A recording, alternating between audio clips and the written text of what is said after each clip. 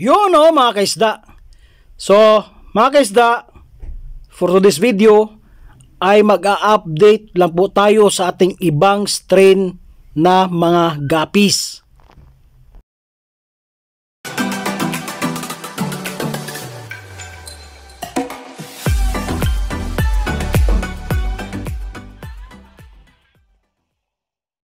Good day mga kaisda. Good day sa ating lahat. So mga kaisda, for today's video ay mag-a-update lang po tayo sa ating ibang strain na mga gapis ko. Yung mga best strain ko. Isa sa mga best strain ko na mga gapis mga kaisda. At saka yung mga bagong strain natin na gapis. So bago pa lang lahat mga kaisda, ay magpo-promote muna ako sa aking YouTube channel. Kung bago pa lang kayo mga kaisda sa aking YouTube channel, please subscribe to my YouTube channel, like, share, and comment down below. And don't forget to hit the notification bell para updated kayo sa aking mga bagong upload ng mga video. At kung gusto niyo po may shoutout, please comment down below mga kaisda. Comment down below. At kung gusto nyo po ma-feature ang inyong barracks, please punta kayo sa description. Andun po ang aking FB account mga kaisda. So tayo'y magsisimula na sa ating topic. So ito po ang aking bagong inbred. Ito po yung bagong inbred ko dahil yung parents ito ay namatay na, ubos na. So ito yung mga anak nila mga kaisda. So ito yung inbred ko na EFR.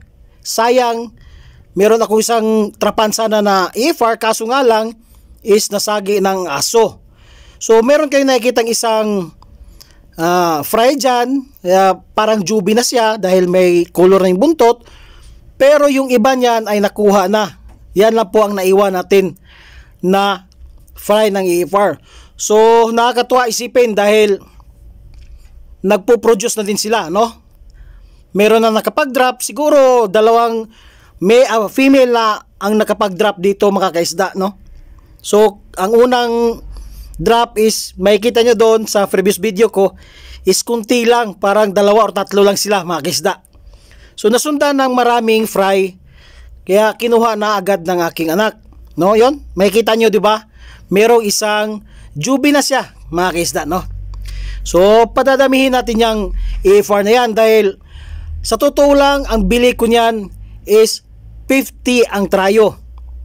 So ang may-ari niyan nag-PM sa akin, gusto niyang bumili ng mga gapis dahil yung mga gapis niya ay naubos. So natirahan lang po siya ng swordtail, 7 sword mga kaisda, no? So ito naman ang aking pangalawang strain na i-update ko sa inyo. Ito po ay Roosetail mga kaisda. So pasensya na kayo, hindi siya masyadong nakikita mga kaisda, pero anyan, makikita nyo naman kunti lang, di ba? Medyo mahihain yung Roosetail natin at saka medyo madilim, di ba? Medyo hindi gaano maganda at di kagandahan yung pagkakuha ng video mga kaisda, no? Kaya medyo ano siya, no, may reflection. Hindi natin makikita diretso yung ating Roosetail. Pero magandang klase po ito mga kaisda, magandang klase. At i-update ko kayo niyan pag merong fry na yan mga kaisda, no? So yan po ang bago kong strain, yung Roosetail. So tatlong trayo, 2 trayo ng Roosetail, isang trayo ng Dragon, nabili lang po natin ng 200 pesos. At saka isa pang freebies na isang pair na freebies ng P-Dirt natin mga kaisda, no? So nakakatuwa isipin, no? Dito sa Mindanao, especially sa Bukidnon, napakamura lang po ang mga gapis dito. Kung mahilig ka mag-search, makakahanap ka ng mura. Meron nga akong na PM na ngayon mga kaisda. Panda po yun mga kaisda. ang binta niya is 60 per trayo. Panda yun ha. Siguro sa ibang lugar yan sa Luzon or sa Visayas, mahal yun, di ba? Pero dito sa Bukidnon, napakamura lang po. Meron ding yellow pingo. Dati yung bili ko ng yellow pingo parang 100 per trayo yun. Pero nagbagsak presyo siya. 75 per trayo na, di ba? Ganon kamura ang mga gapis dito sa Bukidnon. So balik tayo sa ating topic mga kisda. Ito po ang aking gapikoy.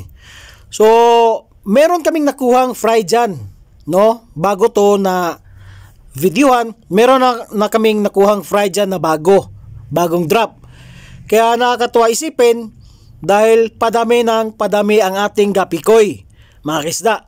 So ako'y natutuwa din dahil itong isang klaseng gapis na to ay gustong gusto ko ito, mga kisda. Sa totoo lang, maganda tingnan sa mata di ba, mga kisda? Napakamura lang bili ko nito. Kung hindi ako nagkakamali, 150 ang trayo. May freebies pa yan, mga kisda, no?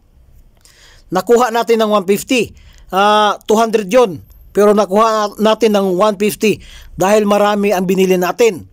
So, yan po ang ating isang strain na gapikoy, mga kisda. At maya-maya ipapakita ko sa inyo yung fry ng ating AFR at saka yung fry ng ating gapikoy, mga kisda, no? So, yan po ang aking update. At i-update ko kayo ulit sa ating gapikoy, mga kisda. So, ang ating pangatlong update sa na-strain, mga kisda, ay itong ating dragon. Kaso nga lang ay mahiyain, hindi nagpapakita, mga kisda. Yan, no? Di ba? Hindi nagpapakita. Hindi nagpapakita siya pero hindi siya ganon no? So, i-update ko kayo niyan pag merong fry na. Sana dumami ito dahil imbis na trayo, 1 pair na lang dahil namatay po yung isang female. Buti na lang, female pa yung namatay. Magandang klase din ito at buntis na din yun yung female nito, mga kisda. So, hoping sa next video ko ay makikita nyo na sila ng husto, no? Dahil dito yung tubig natin medyo malabo na, no? Kakapalit lang, ilang days, wala na, balik na naman. So, mahuli tayo lagi sa pagkuha ng video. Pagkuha natin, ganito na yung tubig. Baka isipin ninyo na hindi ko pinalitan yan. Pinapalitan namin yung sa aquarium, mga kisda. Pero yung sa ibang trapan, hindi pa napalitan dahil medyo busy pa po ang aking father-in-law. Yung father-in-law ko po siya po ang tagalinis. Pero hindi free yun ha, may bayad yun para iwas, no? Di ba, mga kaisda? Ganun na yun. So ito na po ang ating fry ng ating EFR. So medyo sobra 10 to. Parang malapit mag 22 sila, mga kaisda. Itong fry. So yang nakita niyong Juby, yan po ang kapatid nung naiwan doon na Juby, mga kaisda. Yan po. So meron silang may tatlo na. Medyo malaki na yung isa, di ba? So hoping tayo na dumami sila dahil ito ang pangalawa kong gapis, mga kaisda. Sa totoo lang, ito yung pangalawang strain ko. Nauna yung nauna yung top sword, tapos ito at saka yung kasabay yung flamingo, mga kaisda. Pero yung flamingo natin medyo padami na din, mga kaisda. Sad to say, nung flamingo natin, isang trapan din, ubos. Ubos din. Namatay lahat. Dahil nakalimutan po ng aking misis na maghugas ng kamay. Nakapag-alcohol siya noon, so nakalimutan niya. Pag lagay niya ng feeds, ubos. No? Maya-maya, lana. Lutaw na. Sayang, pero okay lang. Walang problema yun, mga kaisda. Dahil yung flamingo na yun, ay free lang po yun sa ating EFR na pagbili. So 50 per tryo ang bili ko sa EFR, may freebies ako na maraming flamingo, mga kisda. Sa totoo lang, napakadami ng EFR ko dati. Bumili ako ng 400. Bali 400. So ilang tryo na yon? Plus merong 3 tryo ata yun na flamingo. So nakakatuwa, no? So ito naman ang aking gapikoy. So nakikita nyo, may kulay na Juby, di ba? Yan po ang 3 unang fry natin sa ating gapikoy, mga kaisda. So nakakatuwang isipin, meron na po tayong 3, no, na may kulay. So siguro by next week ililipat ko na yan siya sa kanilang breeder, no, mga kaisda. Medyo malaki na kasi. So ito naman ating yung mga maliliit, yan po ang kapatid. At meron pang mga maliliit, yan po ang bagong kuha, mga kaisda. So marami din yan sa baba na mga fry ng ating gapikoy, mga kaisda, no? So kahit ako natutuwa ko sobrang tuwa ko talaga dahil ito ay hobby ko, mga kaisda. Hobby ko to. So ito naman ating next na update, ang ating yellow pingo. So mahiyain yung ating yellow pingo at meron na din tong fry, mga kaisda. Meron ng fry, medyo hindi gaano kadami, at least meron na, no? So ang bili ko niyan is 100 per tryo. Meron tayong freebies dyan na, kung hindi ako nagkakamali, 4 ang freebies dyan. So ang may-ari niyan ngayon, ang binta niya sa yellow pingo niya ay 75 per tryo. Napakamura na, mga kaisda. Magandang klase po ang kanyang yellow pingo. So nakikita nyo, mga kaisda, no? Medyo may maliliit, no? Yan, diba? Nakikita nyo? May maliliit na mga fry. So medyo madamay-damay din sila, mga kaisda, no? Yan, sobrang mahiyain. At saka ito, kung nakikita nyo, medyo konti na lang yung tubig. Pinalagyan po natin yan pagkatapos ng video na ito, mga kaisda. So by next video, siguro makikita nyo, madami-dami na yung tubig. Diba, mga kaisda? So yan po ang aking update sa aking yellow pingo. Magandang klase at hindi kayo magsisisi. Hindi kayo magsisisi na magbayad sa mga ganitong klaseng gapis, mga kaisda. Mura na nga yan, magandang klase pa. Yan. So if taga Bukidnon kayo o if nasa Luzon kayo, pasok kayo sa mga GC ng Bukidnon, mga kaisda. Page ng Bukidnon. Maraming mga murang gapis dyan. Sa mahilig ng gapis at sa mga ibang isda na hilig ninyo, napakamura talaga yung mga isda nang galing sa Bukidnon. Magandang klase din. Hindi kayo magsisisi. So itong next natin na update ay ang ating pea dirt, mga kaisda. So medyo mahihayin yung iba, di ba, mga kaisda? Kasi yung tubig natin is kulay green na.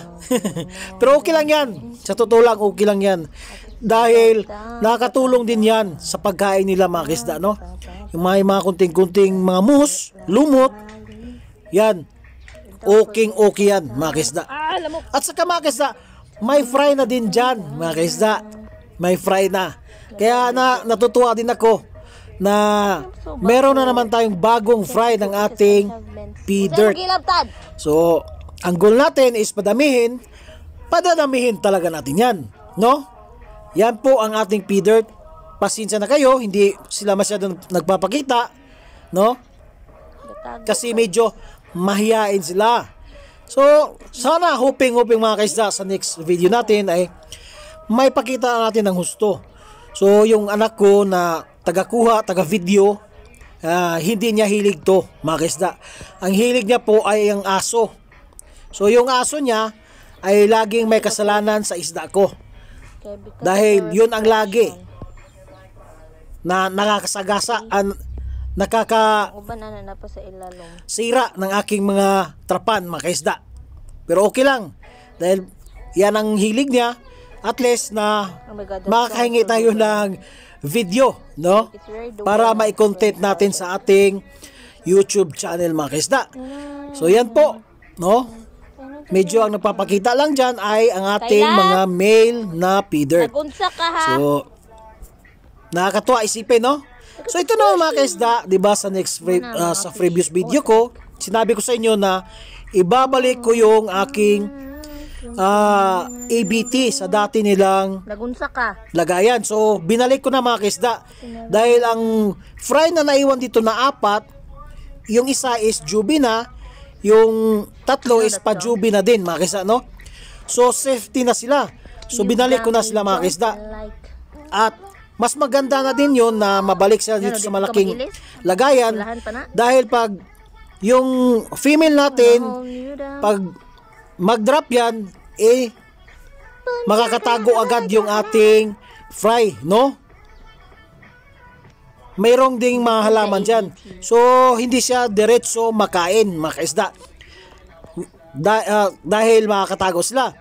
So, nasayang lang yung mga buntis noon yung nalagay ko sa guppy shoe tank dahil nakain po nila yung kanilang fry. So, sayang, no? So, medyo madami-dami na sila.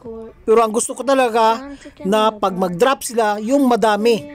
So, kaso nga lang, makapag-drop lang, yung siguro ang pinakamaraming na drop nito is 4 lang, no? 4 lang yung natira. Pero yung iba, wala na. So, di ba mga kaisda? At saka mga kaisda, meron akong update sa pet shop dito sa Saudi Arabia, mga kaisda. So, ito po ang kanilang mga isda. So, sa ibang pet shop po ito. So, meron isang kabayan natin dito, isang Pinoy. Sabi ko sa kanya, if may bago silang guppy, pwede akong tawagan sa WhatsApp ko, no? Or i-message ako sa WhatsApp ko, mga kaisda. Dahil gusto kong mag-try dito, no? Na meron tayong guppies. Kaso nga lang, ang guppies dito, mga kaisda, mix na po siya. So, chop-chop yun sa atin. Pero okay lang yan dito. At ang isang piraso dito, mas mura ay yung guppy nila kaysa ibang pet shop. Ang isang guppy dito ay 5 rial. So, makakamura tayo. Siguro pag meron na tayong ganyan, padadamihin natin at ibinta din natin sa kanila. Dahil yun po ang gusto nila. Kaya tinanong nila ako na meron ba akong isda na marami. Dahil bibili nila. So, hoping tayo dyan, no, mga kaisda, na makapag-breed tayo. Yung live bearer lang muna ang padadamihin natin.